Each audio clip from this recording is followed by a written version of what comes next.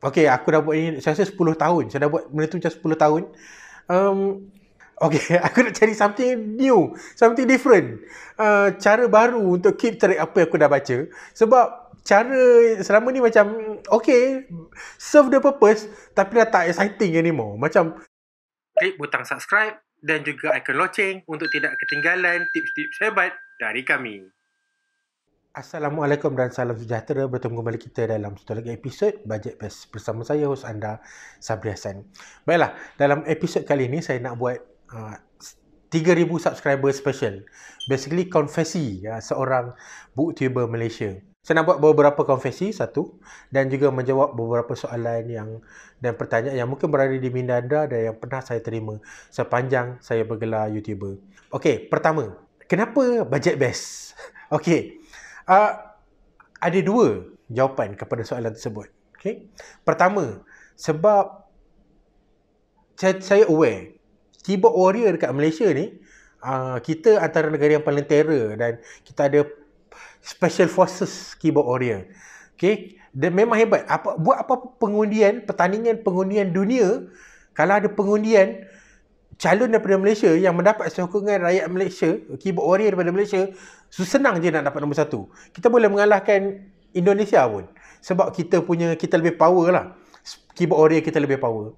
Dulu saya pernah jadi blogger. Not bad, tapi saya tahu bila kita put ourselves dekat internet ni, apa yang kita akan dapat. Maksudnya, apa yang kita akan hadapi. Jadi Budget Best ni senang. Kita cakap macam ni kan. Kita mengutarakan pendapat kita kan. Jadi ada orang cakap, kau ni cakap banyak lah macam budget best je. So aku cakap, memang pun. Aku tahu aku budget best. Channel aku pun budget best. So, dia terdiam kan.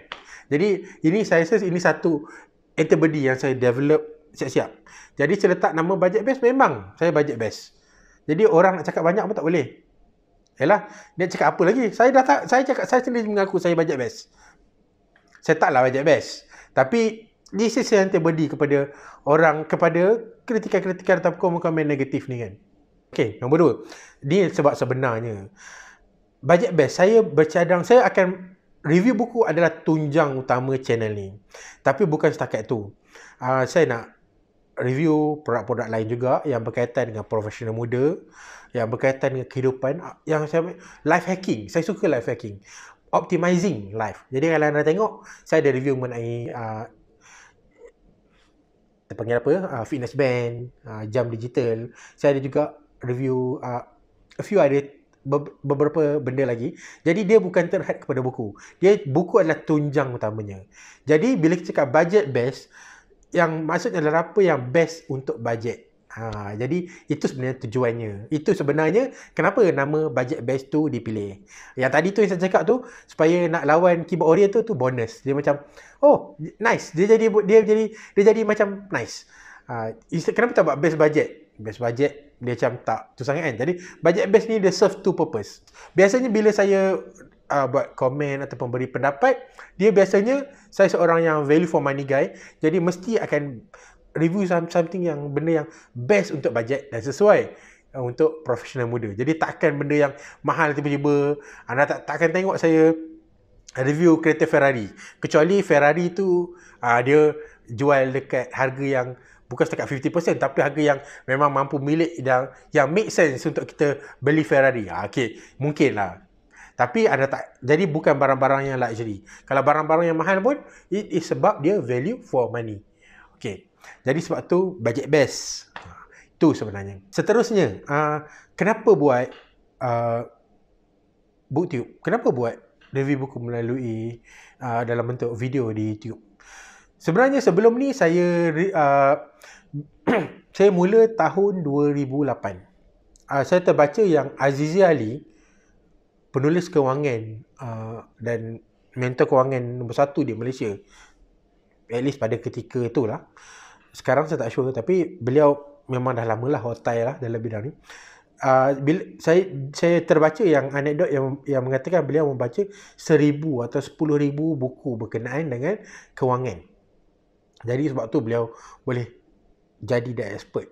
Dan saya juga terbaca anekdot tulisan Malcolm Gladwell yang mengatakan bahawa seseorang tu spend macam 10,000 jam training sebelum boleh menjadi pakar. Okay? Bukan sebelum boleh menjadi pakar. Dia spend 10,000 jam dan itu membezakan kepakaran seseorang tu. Okay, jadi sama dia sebelum dia boleh dikatakan sebagai pakar itu subjektif. Tapi dia bila kita ada 10,000 jam training, automatik level kita, liga kita dah berbeza dengan liga orang yang tak mencapai 10,000 jam training. Jadi bila saya reflect back, aku berapa banyak buku yang aku dah baca? Berapa jam training aku? Jadi mula Disember 2008, saya keep track apa buku yang saya baca dan bila saya tulis di blog saya lah title dan juga tahun ataupun bulan dan tahun saya baca. Saya lakukan sampai tahun mungkin 2 tahun lepas ke macam tu. Waktu tu saya macam jadi saya tahu setiap tahun berapa saya baca dan saya boleh aim untuk improvekan. Sampai 2 tahun lepas saya macam alamak, aku dah buat ini saya rasa 10 tahun. Saya dah buat benda tu macam 10 tahun. Aku nak cari something new, something different. Cara baru untuk keep track apa yang aku dah baca. Sebab cara selama ni macam serve the purpose tapi dah tak exciting anymore. Macam tak rasa saya tak rasa nak baca buku. Saya tak rasa best nak catat tau. Macam jadi saya apa lagi bentuk catatan lain? Saya fikir catatan lain antaranya adalah saya buat audio recording. Betul, saya fikir buat video review pun okey juga. Saya boleh review buku-buku yang saya dah baca. Dia taklah macam dulu saya tulis satu-satu bila saya dah baca. Ni saya tak review buku, saya tak saja macam lepas baca review. Tak, saya tak buat macam tu. Tapi at least tujuan asal saya keep track buku apa yang saya baca sebab saya nak tahu apa yang saya tahu. Supaya bila kita aku dalam tajuk ni aku dapat buku ni aku dapat this point nak refresh. Jadi kalau antara buku-buku yang best, buku-buku yang saya dapat banyak information, saya dapat banyak ilmu baru, biasanya saya akan buat video. Jadi bila saya tengok video tu, saya tengok tajuk buku yang saya baca tu, benda apa yang saya dapat daripada buku tu akan automatically recall dan refresh. Jadi saya milih untuk medium YouTube ni. Dan saya rasa ia something yang menarik. Dan saya tahulah muka saya tak ada license sangat, tak adalah comel sangat. Tough lah untuk orang yang macam saya, macam apa yang kita ada kan untuk terbawa ke depan. Nak jadi popular tu mungkin tidak lah, tetapi at least to put me out there, sharing insight, sharing pengalaman, sharing point-point yang saya baca, saya dapat, yang saya ada. Saya rasa ada seorang, 2, 3, 4 orang tengok video ni pun sampai habis pun good enough dah untuk saya. Saya rasa macam that's good. Itu je saya target. Tak ada pun nak sampai ada beberapa ribu subscriber. Itu macam rendah lah. Orang nak beratus-ratus ribu subscriber kan. Saya cakap ribu-ribu macam low gila target nak buat kan. Tapi at least kalau ada orang, bukan nak cakap seorang dua orang, tapi saya mungkin seorang dua orang tu ada lah kot. Kalau dapat macam a group of people tengok video apa, nak dengar apa yang saya cakap sampai habis pun, is good enough. Siapa, maksudnya mana lagi saya nak cari orang nak dengar, nak tengok saya beletih macam ni kan. So macam good. Itu satu. Soalan seterusnya, kenapa guna clickbait punya title? Kenapa title tu bukan macam title booktuber yang lain, yang soleh sikit, yang real sikit, yang suci sikit? Ini saya kena terangkan. Saya bukan sengaja. Kenapa cakap title ni? Kau ni channel booktube. Kau tahu tak, booktube ni biasa orang yang kita panggil, bukanlah soleh-soleh, yang baik-baik, sopan-sopan, yang kau review buku, kau tulis tajuk buku, tulis nama penulis, lepas tu tulislah review buku apa-apa oleh penulis apa-apa. Kenapa tajuk kau bukan-bukan? Kenapa tajuk cari gaduh? Kenapa tajuk minta kena kecam? Kalau anda tengok perjalanan saya daripada video pertama sampai sekarang, video pertama saya buat macam tu. Video pertama saya buat macam tu. Nama penulis, tajuk buku dan review buku. Tambah mungkin sikit Malaysia Membaca kat belakang. Tapi kalau anda tak maklum lagi, saya maklum kepada anda sekarang. bahawa channel booktuber di Malaysia ada beberapa, ada banyak actually. Bukanlah banyak, ada substantial lah numbernya. Tapi audience kami, terutama yang menggunakan bahasa Malaysia, adalah sangat-sangat rendah. Tak banyak, tak sebanyak orang yang nak tengok channel hiburan. Okey, memanglah sendu. Kita bukanlah nak attention sangat.